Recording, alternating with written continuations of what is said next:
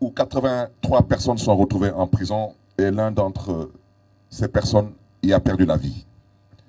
Je voudrais dire que cela est lié à une volonté manifeste du petit mec qui, en pleine campagne, a décidé que je ne devais pas battre campagne parce que, soi-disant, il était fâché et que, soi-disant, il était énervé et qu'il a peut-être dû m'oublier, mais il sait tellement que il y a des choses qui ne m'ébranlent pas. Parce que ce petit mec soit fâché ou énervé, mais je m'en tamponne royalement. Parce que j'ai vu pire que ça, j'ai traversé pire que ça, et je lui promets qu'il me verra bientôt, il m'entendra bientôt. Parce qu'il ne m'impressionne pas lui non plus. Et cette prise d'otage, qu'il l'entende de la sorte, il peut faire ce qu'il veut. Mais je lui rappelle au passage, comme il a peut-être dû oublier que c'est un croyant, à moins qu'entre-temps il soit devenu un mécréant, il a dû oublier que quand on est croyant, on doit comprendre que la vie est une boule qui tourne. Qu'est-ce qui s'est passé? On a voulu arrêter Barthélémy Diaz parce que Barthélémy Diaz dérangeait durant la campagne. Il dérangeait parce qu'il mettait à nu ce que j'ai toujours appelé le mensonge, que ça déplaise à certaines personnes, c'était ça qu'il s'agit.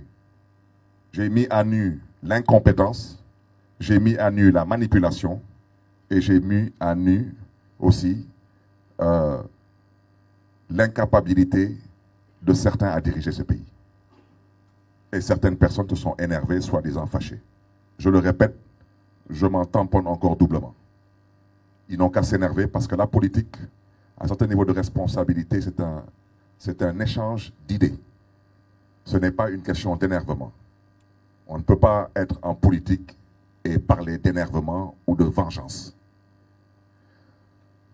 Cette personne n'ayant pas d'autres moyens à décider, et vous êtes tous témoins, que je ne devais pas battre campagne, au point où même certaines personnes ont considéré qu'elles devaient venir me rendre visite à mon domicile pour me menacer. Et ce petit mec a eu à dire que le ministre de l'Intérieur ne faisait pas son travail et que le ministre de la Justice non plus ne faisait pas son travail. Et ce même petit mec a décidé que quand il donne des instructions, elles doivent être exécutées, y compris si ce sont des ordres qui sont totalement illégaux. Parce que c'est la conception de l'État que ce petit mec a, de l'État. Parce que quand on part jusqu'à dire que le ministre de la Justice n'est pas une autorité judiciaire, c'est une autorité politique, c'est une gravité extrême. Je ne commenterai pas maintenant une certaine justice qui, elle, a opté pour être apprivoisée et domestiquée. Parce que quand vous êtes aux ordres, vous exécutez, quels que soient les ordres. Mais je reste convaincu qu'il y a des magistrats dans ce pays qui comprendront ce que les Sénégalais attendent d'eux.